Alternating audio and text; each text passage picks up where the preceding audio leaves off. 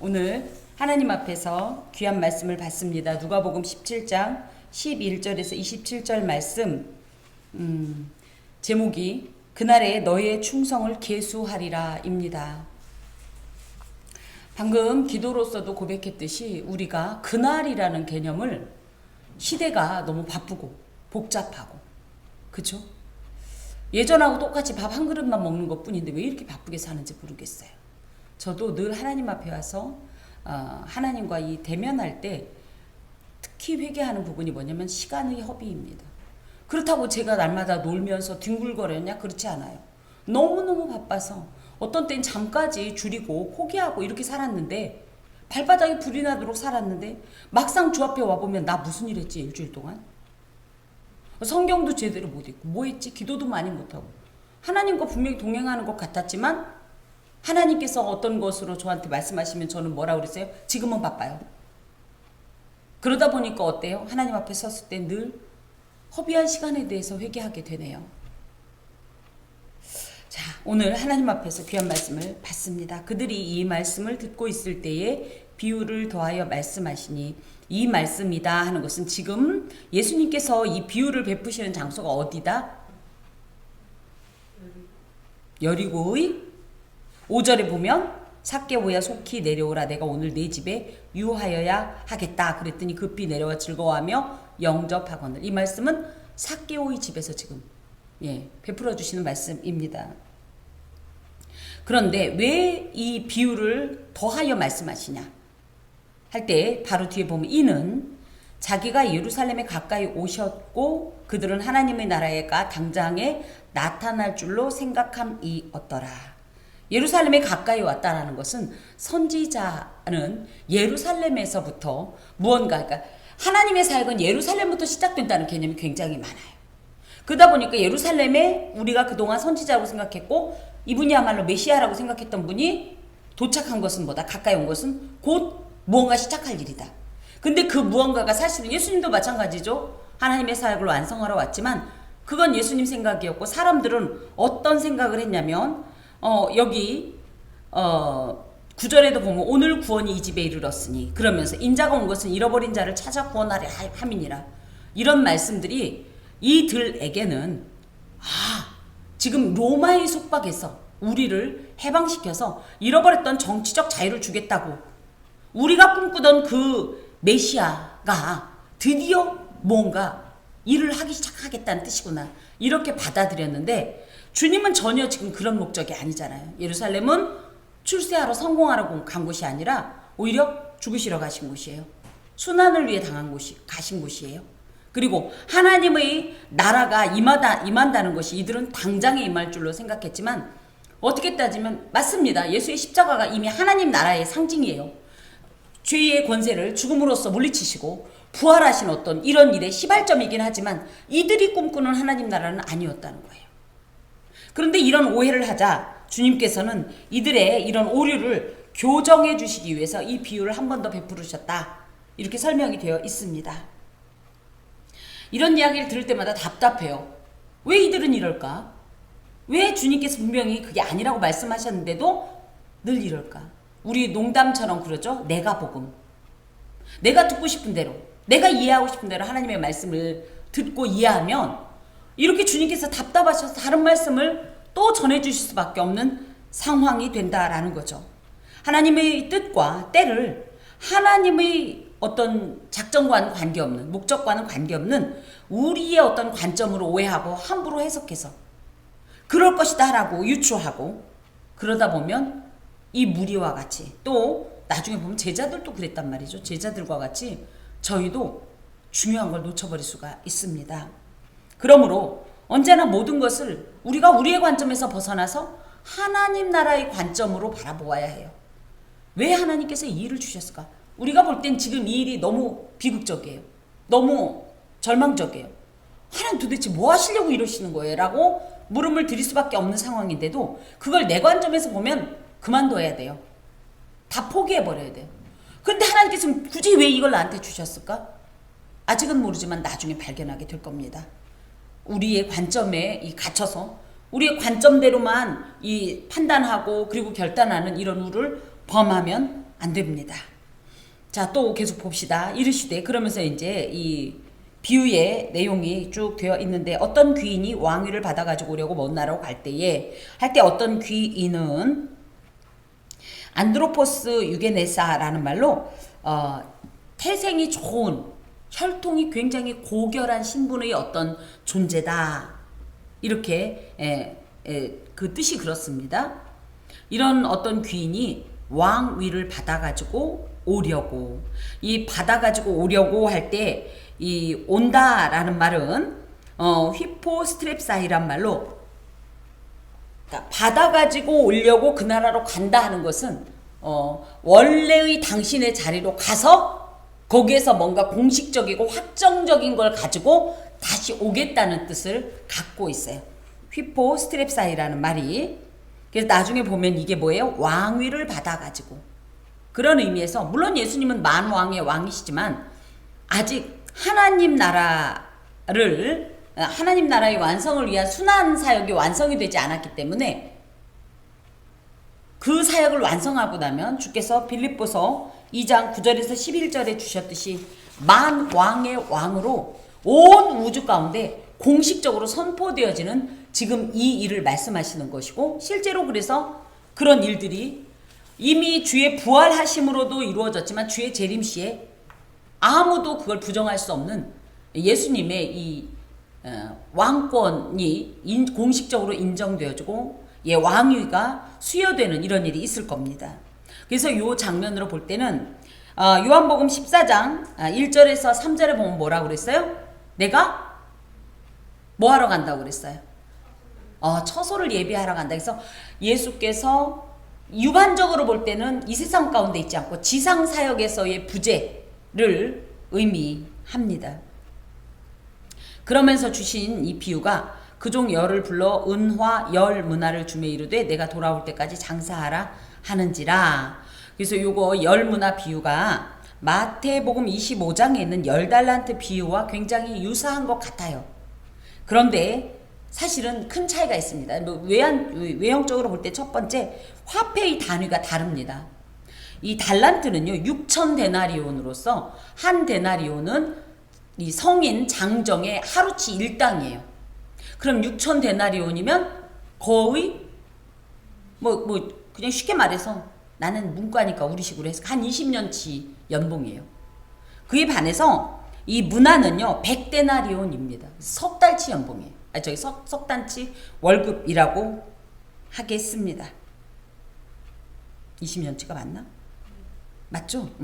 갑자기 헷갈리네. 그래서 이런 화폐의 단위가 차이가 있고 또 등장인물의 숫자가 좀 차이가 있습니다. 10달란트 비유에는 몇 명의 종이 나오죠?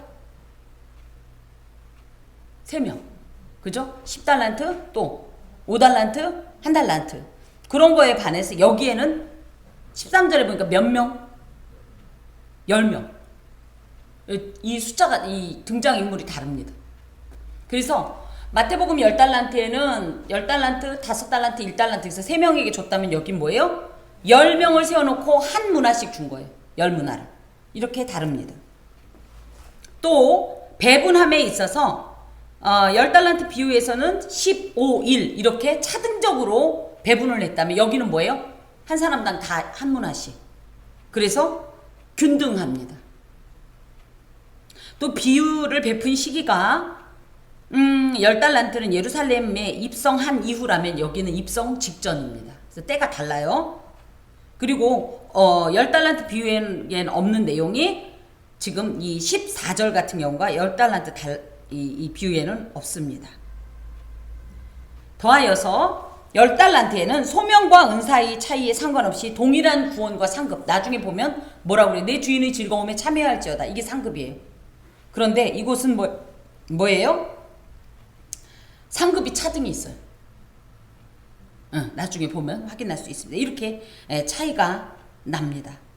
자, 그래서 이제 열을 불러서 은화 열 문화를 주며 그래서 각각에게 10명에게 한 문화씩 주면서 뭐라고 그러냐면 내가 돌아올 때까지 장사하라. 장사하다라는 말은 프라그마튜사스테 이렇게 말하는데 사업을 해라 이런 뜻이에요. 가만히 있으면 안 되는 거예요. 반드시 이윤을 남기는 어떤 적극적인 행동을 해야 된다는 얘기예요. 아예 그걸 명령을 합니다.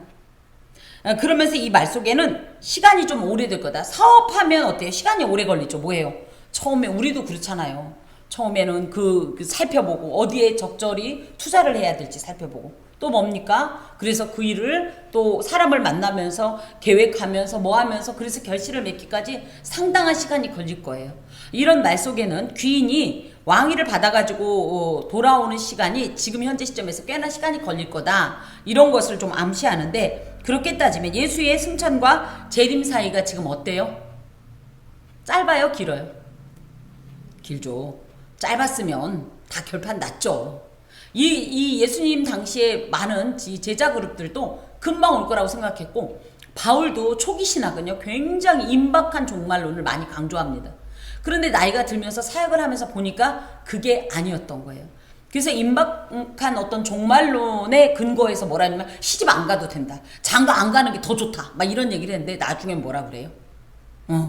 오히려 그런 임박한 종말론 때문에 더 우리의 마음이 막 조급해지니까 나중에는 사실은 이런 신학의 이 흐름이 조금 점진적인 어떤 이런 태도로 바뀝니다. 그래서 시간이 상당히 걸릴 것인데 중요한 건 뭐다? 문화를 잘 활용해서 남으면 남고 말면 말고가 아니라 이윤을 남기려고 적극적으로 노력하라는 뜻을 가지고 있어요. 이것은 우리가 이제 은화 한문화식을 받은 이 종들이라고 할 것 같으면 뭐예요? 그냥 예수님 믿고 그냥 아유 세월 보내고 되는 대로 되고 이게 아니란 얘기예요.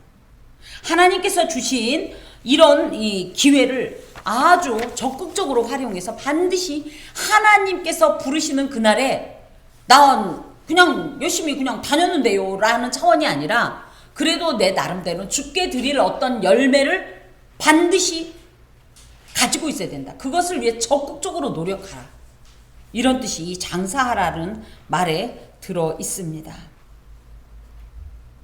자, 그러면서 그런데 그 백성이 그를 미워하여 사자를 뒤로 보내어 이르되 우리는 이 사람이 우리의 왕됨을 원하지 아니하나이다 하나이다 하였더라. 이 내용이 사실은 어떤 내용과 좀 유사성이 있냐면 그 당시에 헤롯 대왕의 아들인 헤롯 아켈라오가 왕위를 로마의 황제 아우구스투스에게 이 계승받고 승인받기 위해서 그 왕위를 인준받으려고 로마로 간 일이 있었어요. 그 사건을 배경으로 한다라고 많이 알고 있어요. 그러니까 예를 들어 요즘 무슨 얘기야 후쿠시마 뭐 그 처리수 그 얘기를 이렇게 할 때 딱히 대통령 이름을 얘기하지 않았어도 이렇게 비유로 뭐 어느 나라에 그 오염물질이 있었는데 그걸 방류한다고 어쩌고 그럼 우린 딱 그걸 연상하죠. 같은 어떤 그런 맥락에서 그 당시에 그런 일이 있었는데 이때 어떤 일이 있었냐면 유대인들이 이 헤롯 아켈라오가 너무 포악해서 야 저런 것이 임금이 되면 우리는 다 죽었다. 그래갖고 뒤로 사람을 특별 이 대표단을 50명을 구성해가지고 로마로 파견합니다. 그래서 그곳에 가서 이 황제에게 로마 황제에게 이 사람은 너무 포악하니까 우리의 왕으로 세우지 말라고 제발 이런 부탁을 사실 했어요. 그래서 그게 먹혔어요. 그래가지고 이 헤롯 아켈라오가 로마 황제 아우구스투스의 인준은 실패했어요. 물론 통치권은 있지만 왕위를 인준받지 못했어요. 승인받지 못했어요. 그래서 왕권이 없습니다. 그런 일이 있었어요.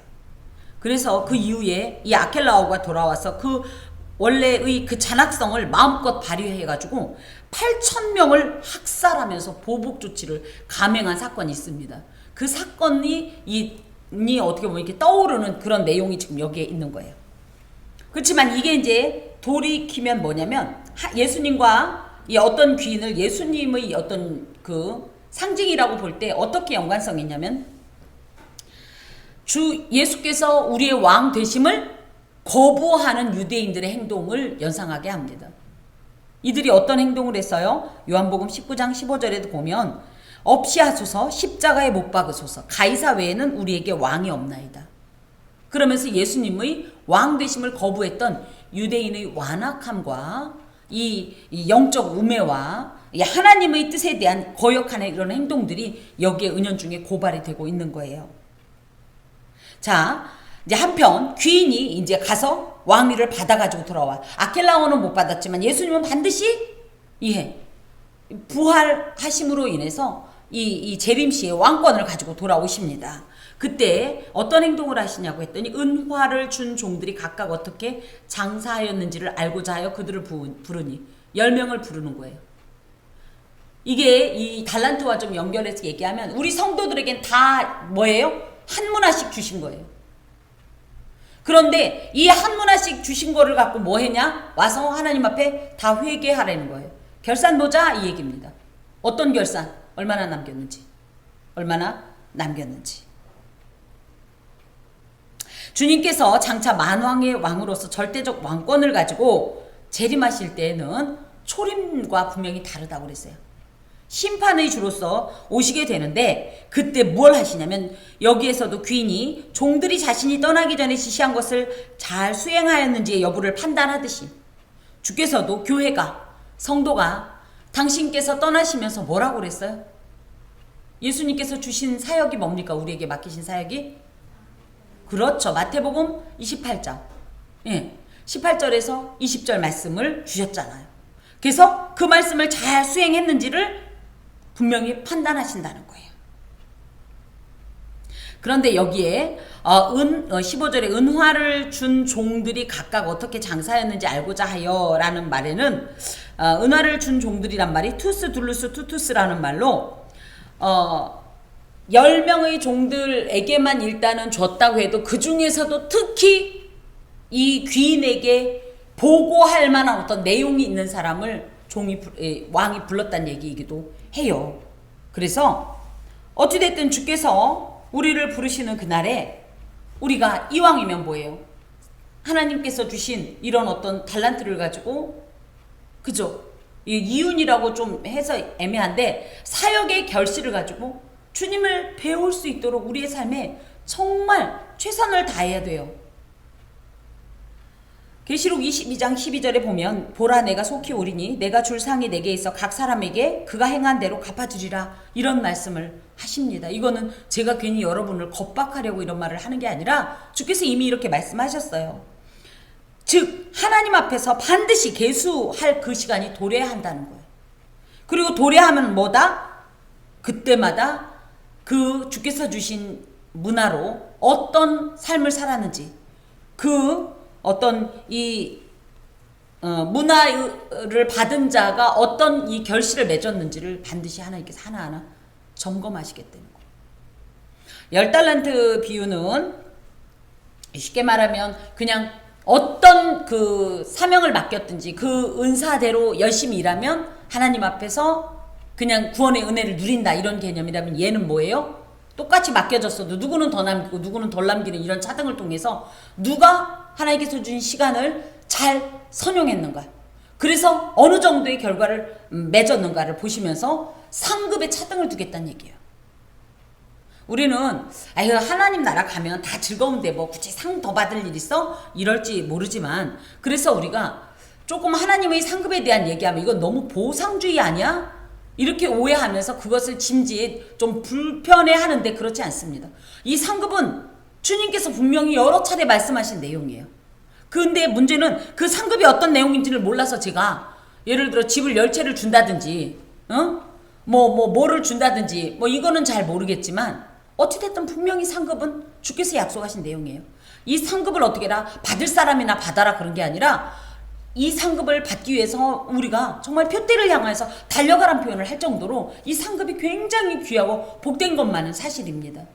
그런데 이제 이 상급이 뭐 여러 가지가 있어요. 하나님 앞에서 그 영혼을 위해서 수고했던 어떤 전도인의 상급도 있을 것이고 뭐 여러 봉사의 상급도 있을 것이고 뭐 여러 상급이 있겠지만 분명한 건 뭐다? 하나님을 향해서 힘써라 이 얘기입니다. 자 그랬더니 그 첫째가 나와 이르되 주인이여 당신의 한 문화로 10문화를 남겼나이다. 사실 한 문화로 10문화를 남긴다는 10배의 이윤을 남긴다는 건 이건 보통 일이 아니에요. 그래서 굉장히 그 누구보다도 성실하게 열심히 주인의 이 명령을 따라서 주신 어떤 이런 위임받은 어떤 이 은사를 가지고 열심히 그 사명을 감당했다라는 것을 알 수가 있어요. 근데 여기서 또 특징적인 게 뭐냐면 당신의 한 문화다라는 말을 통해서 이건 내 능력이 아니라 당신이 준 능력, 당신께서 이 기반이 돼서 당신이 기초가 되어서 내게 허락한 이것을 통하여서 이렇게 됐습니다 하면서 그 이 말 속에는 나는 그저 무익한 종입니다. 당신이 모든 걸 하신 것이고 이 일이 가능하도록 당신께서 이 모든 것을 제공하신 겁니다. 라는 고백을 함께 담고 있습니다.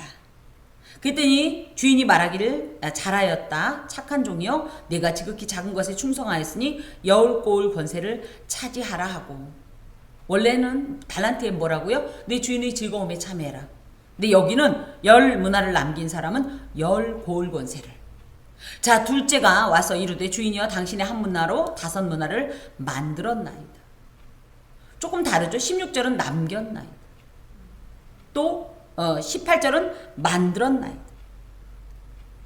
이 남겼나이다 라는 것은 자신의 공로는 없고 주인이 이런 걸 주셨고 나는 그것에 최선을 다해서 이런 결과가 있습니다. 이런 어떤 고백이에요. 원어상으로는. 그렇다면 만들었나이다는 무슨 얘기냐면 열심히 노력했다라는 얘기를 담고 있어요. 내가 열심히 노력해서 이것을 이렇게 남겼습니다. 그래서 예수의 재림 이후에 믿음으로 인한 구원의 상급과 별개로 그 얼마나 하나님의 어떤 의와 그 나라를 위하여 힘썼나에 대해서 주님께서 반드시 별개로 보상할 거라는 것을 이곳에 담고 있습니다. 인간의 행위가 구원을 완성시키거나 구원과 관계된 건 아닌데 그래도 하나님 안에서 열심으로 행한 것에 대해서 누구는 왜 교회 와서 날마다 일해야 되냐? 제 사람은 맨날 놀고 먹는데 그렇게 억울할 것이 없는 게 하나님은 그걸 낱낱이 다 헤아린다는 거예요. 그 인간의 노력과 열심과 사랑의 수고를 하나님은 그걸 다 계수한다는 얘기예요. 그래서 그걸 다 갚아주겠다는 말씀이 이 만들었다라는 표현에 있습니다. 그러면서 또 주인이 그에게 이르되 너도 5고을을 차지하라. 그래서 17절과 19절 가운데 있는 것은 일단 뭐예요? 여기엔 19절에는 사실 생략되어 있지만 같은 말을 하신 거예요. 잘하였다 착한 종이요. 그래서 일단 주님의 칭찬과 함께 착한 종이라는 말은 아가데라는 말로 굉장히 직임에 합당하고 쓰임새에 적합한 그러니까 당신의 마음을 흡족하게 한 우리가 그러죠. 하나님의 마음을 기쁘시게 하는 자가 되게 하소서. 이 표현이 여기에 들어있습니다. 네가 내 마음에 딱 맞게 내가 원하는 대로 일했구나. 이런 뜻이에요. 또 어떤 또 말씀을 주셨냐고 했더니 내가 지극히 작은 것에 충성했다. 이것은 네가 지금 주인이 맡긴 일이 크든지 작든지에 관계하지 않고 그냥 주인의 명령이라면 그 말씀에 권위에 순종하면서 그것을 너무너무 귀중하게 여기고 최선을 다하는 그 모습을 주님께서 보시고 칭찬하시는 거예요.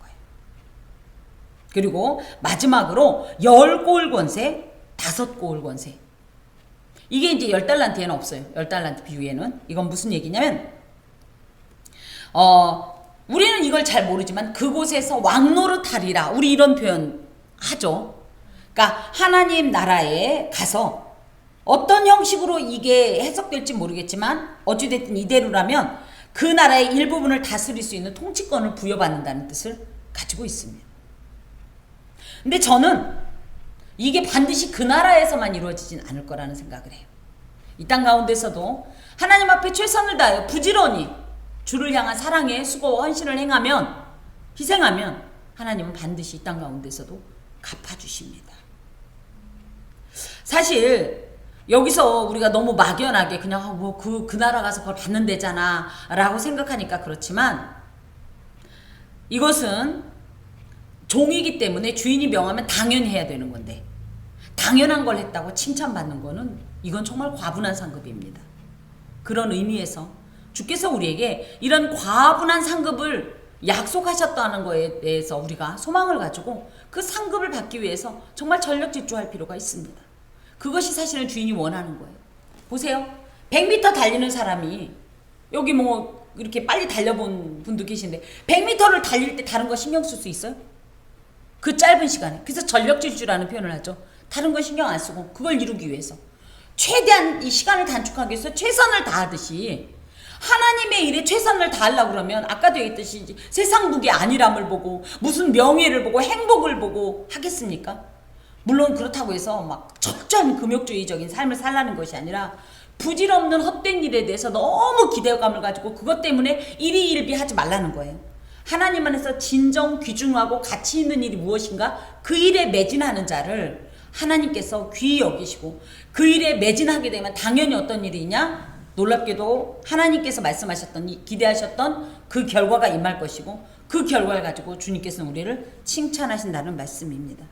분위기 좋죠. 쭉 이렇게 가는데 갑자기 분위기 깨는 일이 있습니다. 또 한 사람이 와서 이르되 주인이여 보소서 당신의 한 문화가 여기 있나이다.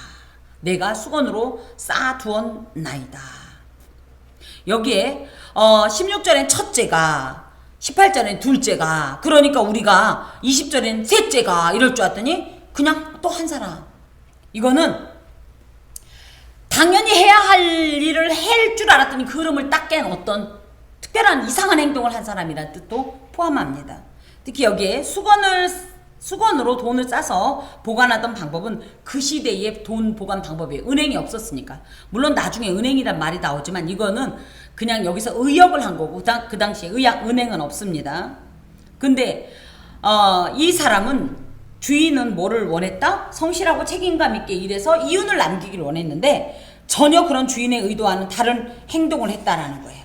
수건으로 싸두었다는 거는 하나님께서 주신 이 사명을 방치했다는 거예요. 방치. 예수를 믿게 되면 어떤 일이 있어요? 다 모두에게 적어도 1인 1사명씩 있어요. 1인 1메뉴가 아니라 1인 1사명이 있다고요. 적어도. 뭐 어떤 분은 더도 받을 수 있습니다. 근데 그걸 어떻게 했다는 거예요? 전혀 수행하지 않은 거예요. 감당하지 않은 거예요.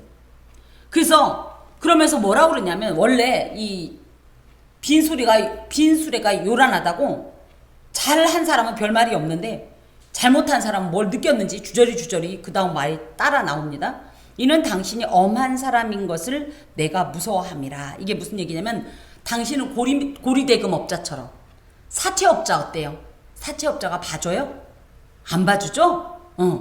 그런 사람처럼 아주 빡빡하고 인색하고 아주 수전노와 같고 그래가지고 말도 안 통한 사람인 걸 내가 압니다. 그래서 그런 당신을 내가 걱정해서 어떻게 했냐면 내가 이 돈을 괜히 잘못 투자했다가 손해보면 당신이 나한테 진노할까봐. 근데 지금 말이 안 되는 게 10문하면 얼마예요? 저 100문하면 얼마예요? 3개월치 봉급받으면 얼마 정도 나오죠? 요즘? 1000만원? 1000만원? 물론 1000만원이 적은 건 아니지만 오래 시간까지 줬는데 그 1000만원을 잃어버릴까봐 아무것도 안 했다는 건 정말 말도 안 되는 거예요. 당신은 두지 않은 것을 취하고 심지 않은 것을 거두나이다. 당신은 여기에 이런 얘기예요. 당신은 고리대금업자처럼 삥 뜯어가지고 악덕업자처럼 그런 사람입니다. 그래서 만약에 내가 이걸 잃어버리면 내 거 있는 거 다 뺏어갈 것이고 나한테 또 보상하라고 할 것 같아서 안 했습니다. 아우. 그랬더니 주인이 뭐라고 하냐면 이 악한 종은 왜 악한 종이라고 이야기를 하냐 하면 주인을 잘 몰랐어요. 주인이 어떤 사람인지, 귀인이 어떤 사람인지. 주인이 고리대금업자이고 그래서 손해에 대한 착취 및 보상을 요구할 사람이라고 생각했지만 이 원래 주인은 그럴 마음이 아니에요. 어찌됐든 이런 어떤 주인이 원하는 어떤 행동을 함으로 해서 그것의 결과로 더욱더 복되기를 원하여서 이걸 맡기신 건데 그 의도를 알지 못하고 자기 나름대로 주인에 대해서 오해한 것이 악한 종으로서의 이 행동을 유발했다는 거예요. 주인의 요구 대신 자신의 방식과 판단만을 신뢰했죠. 그래서 우리도 하나님께서 이 말씀을 왜 주셨을까를 끊임없이 생각하면서 왜 나한테 이런 걸 요구할까를 생각하면서 행동해야 돼요. 무엇보다도 내 관점에서 벗어나 하나님의 관점으로 더하여서 자기가 잘못했는데도 마치 주인이 잘못한 것처럼 주인한테 그 책임을 미루면서 당신이 이런 사람이라 내가 이랬다고 이렇게 핑계를 대는 이런 것들이 다 악한 행동이라는 거예요. 무엇보다 내가 내 말로 너를 심판하노니 이것은 내 말이 곧 너에게 법이 되어서 너를 정죄하고 판단한다 그 얘기입니다. 네가 그래 나를 그런 고리대금업자로 보았느냐? 네가 내가 그것을 착취하고 보상을 요구할 자로 보았느냐? 그래? 그럼 내가 그렇게 해주지. 그 얘기예요. 내가 내 말로 너를 심판하노니 너는 내가 두지 않은 것을 취하고 심지 않은 것을 거두는 엄한 사람인 줄로 알았느냐? 그러면 그대로 해주지. 근데 한 가지 물어보자. 왜 내 돈을 그러면 은행에 맡기면 뭐예요? 적어도 원금은 보장이 되지 않느냐? 그 긴 시간 동안 왜 그것조차도 안 했느냐? 만약에 그거 했으면 이 이자가 꼭 필요한 것이 아니라 어찌됐든 뭐예요? 그 사명을 방치하고 외면하지 말고 할 수 있는 대로 너의 최선을 다해서 주어진 그 시간을 그 기회를 활용했어야 된다는 것을 재차 강조하십니다. 그러면서 곁에 섰는 자들에게 이르되 그 한 문화를 빼앗아 10 문화 있는 자에게 주라 하니. 세상적인 원리로 따지면 뭐예요? 이 25절에 보면 주여 그에게 이미 10 문화가 있나이다. 이미 10 문화 있는 사람한테 뭐하러 또 줘? 그럼 굳이 주고 싶으면 5 문화 있는 사람한테 줘야 되는 거 아니야? 이런 세상 일반적 이 경제 원리를 이야기하지만 하나님 나라 결산의 원리는 뭐다? 영적 빈익빈 부익부. 있는 자는 그대로 나오죠. 있는 자는 오히려 받겠고 10 문화 있으니까 다른 사람 줘도 되는데 있는 사람은 하나님 앞에 열심으로 이 충성 봉사하는 사람은 오히려 그 때문에 더 상급이 클 거고 빈익빈 오히려 없는 자는 있는 것도 그거 딱 빼앗기리라. 하나님 앞에서 충성을 다하고 최선을 다한 자는 오히려 그 상급이 타인이 받을 것까지도 다 받을 정도로 충분하지만 그렇지 않고 하나님 앞에서 이 사명을 감당하지 않은 자에게는 하나님은 아주 생각보다 무서운 심판을 강행하시겠다는 그런 뜻입니다. 그러면서 우리가 잊고 있었던 내용이 있는 거예요. 14절의 내용에 대한 결론입니다. 그리고 내가 왕됨을 원하지 아니하던 저 원수들을 이리로 끌어다가 내 앞에서 죽이라. 즉 귀인이 왕이 되는 것을 원치 않아 방해하였던 원수들, 즉 예수께서 왕이 되는 것을 원치 않고 방해했던 예수님의 대적들, 대표적으로 누구? 사탄. 그리고 또 뭐 누구? 그 사탄의 뒤를 따르던 수많은 추종자들, 주님을 거역하고 주님을 거절하고 믿음의 공동체에 들어오지 않고 더하여 어떤 주석에서는 20절의 이 한 문화를 그대로 두었던 이 사람도 여기에 속한다는 거예요. 무서운 이야기.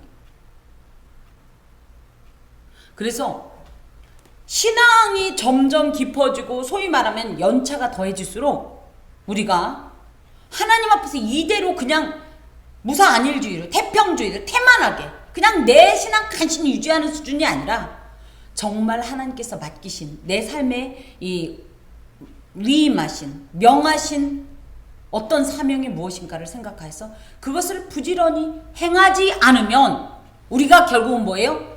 이 귀인이 왕됨을 원하지 않던 원수와 같은 처분을 받는다는 말씀이 이곳에 있습니다. 아까 이제 초반에도 말씀드렸지만 우리가 지금 너무 바쁘고 너무 일이 많다 보니까 자꾸만 뭐를 깜빡깜빡해요? 주의 재림의 날을 깜빡깜빡합니다. 그런데 너무 이게 어떻게 따지면 좀 비극적인지 모르겠지만 온 세상 만물은 지금 그날이 가까웠다. 우리한테 계속 경종을 울려요. 대표적으로 자연 만물이 이미 그날이 지금 초읽기에 들어갔다고 비명을 질러대고 있지 않습니까? 하나님께서 애초에 정하신 운행의 이 어떤 그 섭리가 자꾸만 이탈돼가지고, 그죠? 전혀 한 번도 일어나지 않거나 거의 일어나지 않던 일들이 막 자꾸 반복해서 일어나고, 여기저기에서 온갖 흉흉한 소문이 들리는데도 정작 가장 직접적으로 그날에 대해서 말씀을 받은 인간들만 태어내요. 태평하다고요. 지금 이 시대에 우리가 무엇을 점검해야 될까? 주께서 내게 맡기신 이 한문화가 혹시 한문화 그대로 있지는 않는가? 수건에 싸두진 않았는가? 10문화를 남기면 더 좋겠지만 적어도 한문화는 아니다 이거죠. 주께서 주신 이 시간은 참으로 귀중한 기회의 시간입니다. 이 시간에 우리가 할 수 있는 대로 주께서 맡기신 사명에 최선을 다하여 응답함으로 주님께서 그날에 우리를 부르시고 그날에 우리의 모든 삶을 계수하실 때에 주여 여기 있나이다, 남겼나이다, 만들었나이다 라고 말씀을 드리면서 부끄러워하는 자가 아니라 감사하고 기뻐하는 자가 되어야 합니다. 기도합시다. 주님 감사합니다. 우리는 아무런 선행을 행할 수 있는 그런 기본조차도 없는 자들입니다. 하지만 하나님께서 우리에게 은사도 주시고 또 주님을 믿는 믿음과 더불어서 사명을 감당할 힘도 주셨사오니 맡기신 일에 충성을 다하여 그날에 주 앞에서 계수할 때에 그 결산에 있어서 부끄러운 자가 아니요 오히려 그날을 소망하면서 그것을 가지고 하나님 앞에 칭찬을 기대하는 삶을 살 수 있도록 도와주시옵소서. 하나님, 사랑하는 딸이 새 생명을 잉태함에 있어서 어려운 시간을 보내고 있습니다. 하지만 생명을 잉태하는 이 모든 과정 가운데 오히려 그로 인하여서 생명을 잉태하는 이 일이 얼마나 귀한 것이고 사실은 얼마나 희생과 수고가 따르는지를 알게 하소서. 주께서 우리를 살리시려고 죽으셨나이다. 주께서 우리 생명을 위하여 철저히 당신을 부수셨나이다. 그 원리를 우리가 배우면서 하나님 너무 부정적으로 생각하지 말고 감사하게 하시되 하나님께서 새 힘을 주시어서 몸도 상하지 않고 생명도 더욱더 강건하고 일상이 다시 회복될 수 있도록 도와주시고 돕는 아들에게도 오히려 이것을 근심 중에 행하지 아니하고 기쁨과 감사함과 기대감을 가지고 행할 때에 주께서 이루신 복된 연합체에 새로운 생명이 나는 경사가 그들 자신의 기쁨뿐 아니라 우리 모두의 기쁨이 되도록 도와주시옵소서. 하나님, 오늘도 거룩한 주일을 주 앞에 섬기며 받은 말씀을 따라 행하게 하시고 또 뒤돌아볼 때에 후회함보다는 하나님께 드릴 귀한 감사와 또 기쁨의 열매를 가지고 주님을 소망하는 날 살게 하여 주옵소서. 감사하고 예수 그리스도의 이름으로 기도하오며 주님의 기도를 드립니다. 하늘에 계신 우리 아버지, 아버지의 이름을 거룩하게 하시며 아버지의 나라가 오게 하시며 아버지의 뜻이 하늘에서와 같이 땅에서도 이루어지게 하소서. 오늘 우리에게 일용할 양식을 주시고 우리가 우리에게 잘못한 사람을 용서하여 준 것 같이 우리 죄를 용서하여 주시고 우리를 시험에 빠지지 않게 하시고 악에서 구하소서. 나라와 권능과 영광이 영원히 아버지의 것입니다. 아멘.